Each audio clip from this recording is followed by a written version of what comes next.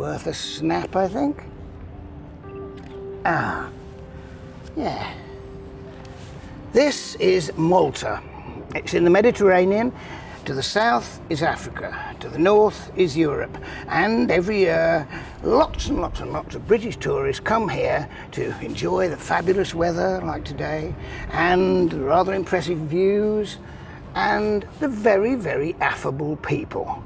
There's also some other visitors that come to Malta every year in spring and autumn, literally millions of migrant birds. You know, I don't think there's anything in the whole of nature that is more mysterious and more exciting to witness than migration. I mean, it's such a story, come on. I mean, little tiny birds have flown down to Africa to spend the winter. Then, this time of the year in spring, they start moving north. And they're off to North Europe, possibly to Britain to actually breed. And of course, it's a heck of a journey. And they're going to be absolutely exhausted. So every now and again, they think, oh, we need a rest. We need to stop. We need to feed, you know, fuel up, as it were. And, well, imagine the scene. Birds struggling over the sea, and it finally gets to land, and it sees a lovely green valley. Just what it wants. And, oh, look, people to greet it. Something like 1,000 or more hunters with guns who have a little motto, and it is, if it flies, it dies. It looks quiet enough now, but actually we're being watched, and the birds are being watched at Veterinary. If we look over the hillside, you can see, well, little hides. And they come in all, whoops, two. Ever since I first heard about Malta, I swore to myself I am never ever going there. And then I thought, no, that isn't fair, that's silly. You must always find out something for yourself and try and talk to somebody who actually lives and works there. And I found him. Steve from, let's have a look, have you got it on your t-shirt? No, you haven't, it's around the back. It's around the back, yeah, not to worry. From BirdLife Malta. Steve, how long has this been going on, as they say? I mean, is it way, way back in history? It's been what they call a tradition for a very long time. If you imagine, Malta was occupied by the Knights of the Crusades for hundreds of years, then by the Brits for a long time as well. So the Maltese people, the real Maltese people, were kept in poverty. So in order to survive, and this is a very barren, very dry place, hunting for migrating birds was a way of survival for many years. So it has been seen as a tradition. Yeah. But since the Second World War, Malta's become a prime tourist destination. It hasn't been touched by the recession in the rest of Europe in the way that, say, Spain has. So it's a fairly rich country now. It became a pastime, and now we have a problem here where there are 9,000 hunters on an island the size of the Isle of Wight, more hunters per square kilometre than anywhere else in the world, dominating the landscape and shooting out birds just for fun. Yeah, and birds which sometimes die and sometimes don't, etc., etc. Mm-hmm. So there's no way it isn't cruel. Mm-hmm. So in a sense, it's a cruel sport. Yeah, it's a sport. It's a hobby.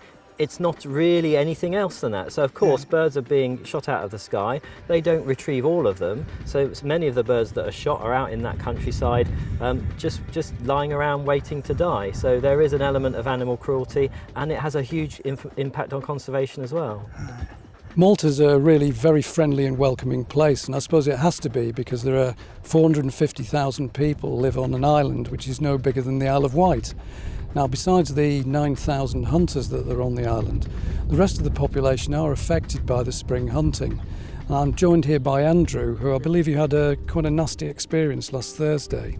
Yeah, well, last Thursday my father went up on the roof, and there was a black-winged stilt up there, and he called me up, and I went up. I took my camera, I shot a few pictures, and I found we saw that it was injured. It had a left wing, it couldn't fly. And what did you then do, Andrew? We called BirdLife Malta to see what we should do, and they told us to bring it there and to see what to do with it, and we took it, and there was a guy, he checked him, and he told us that they had to take him to a vet, and we see from there what we should do. And I believe you heard some bad news the next day. Yeah, they sent us an email the next day, and they had to euthanize the stilt, and it was quite shocking, because we don't see these things, and to see it happen, and to see a bird like that in front of you is beautiful, and to know that it had to be put down, it's heartbreaking.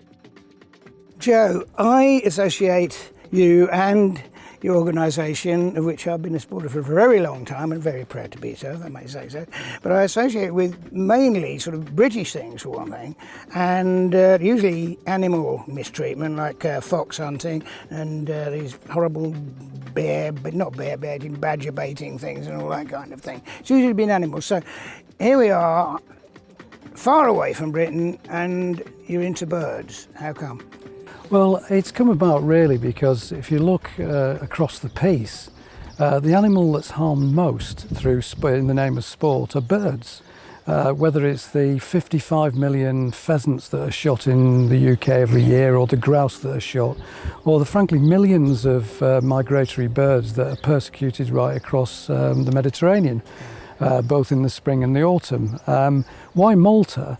I think it's because it's the right time for Malta. Malta has the opportunity to really lead the rest of the European countries and African countries and Middle Eastern countries that border the Mediterranean in banning the persecution of migratory birds.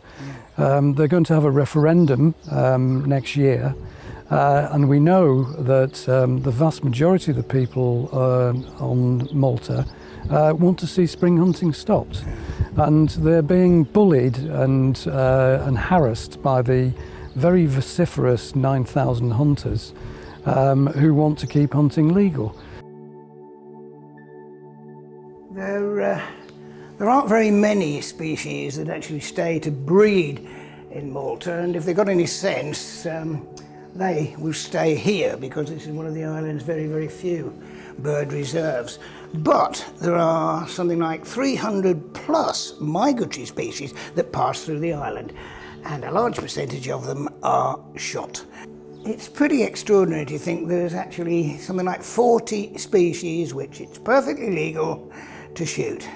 And they include some familiar birds like starlings and song thrushes and skylarks. They're just target practice. And what do they do with these birds? Well, they skin them and stuff them and put them in cases for people to come and admire. There's sort of rivalry about it, if you like. So, if millions of birds are killed, there must be even more birds that are maimed or injured.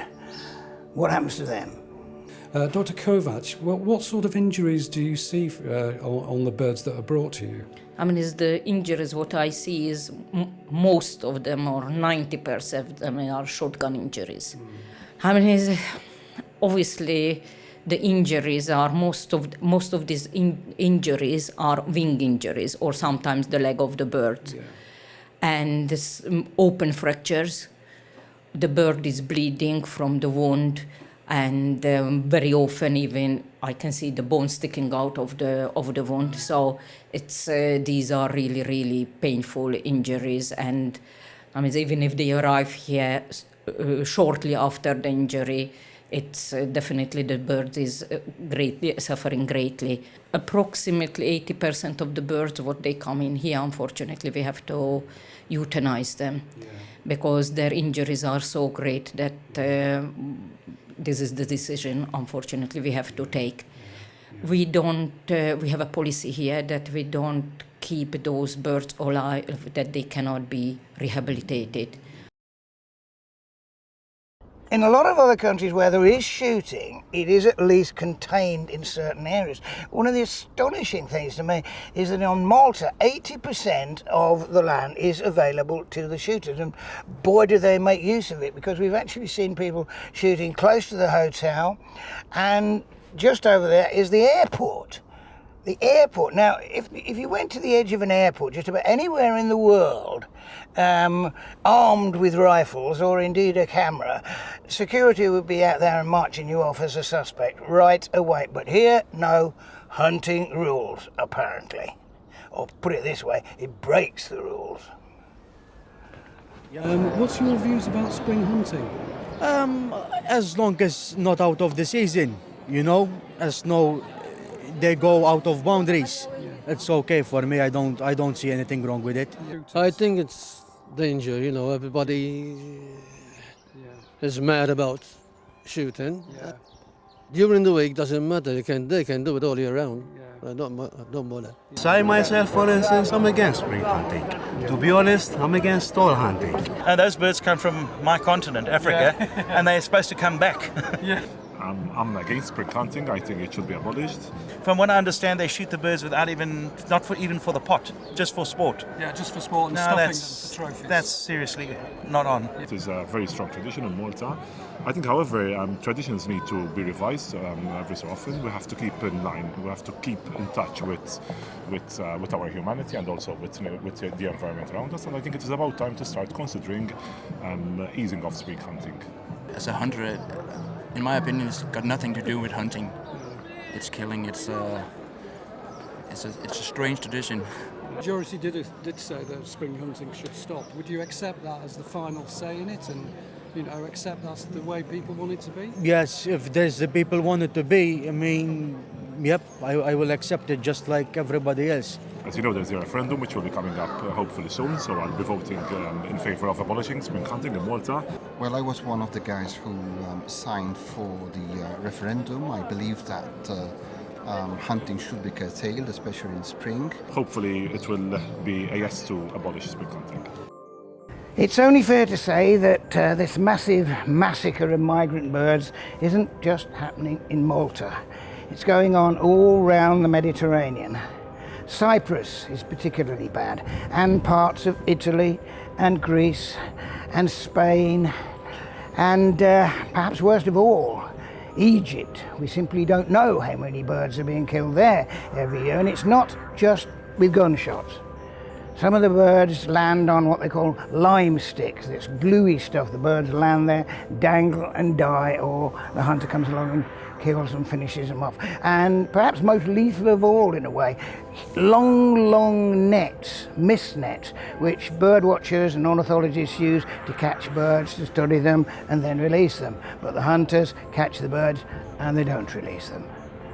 Maybe there's a morning coming when the shooters on Malta will come out and look around and realise there's no birds left to kill. That must not happen. If you choose to come to Malta on holiday, or indeed anywhere else where you see wildlife being mistreated or slaughtered, then make sure, please, that you let the tourist board or the local government know that you don't like seeing what you saw.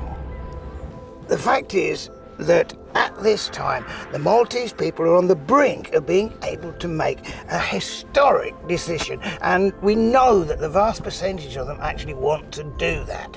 So the least we can do is support them and wish them good luck, and then hopefully congratulate them.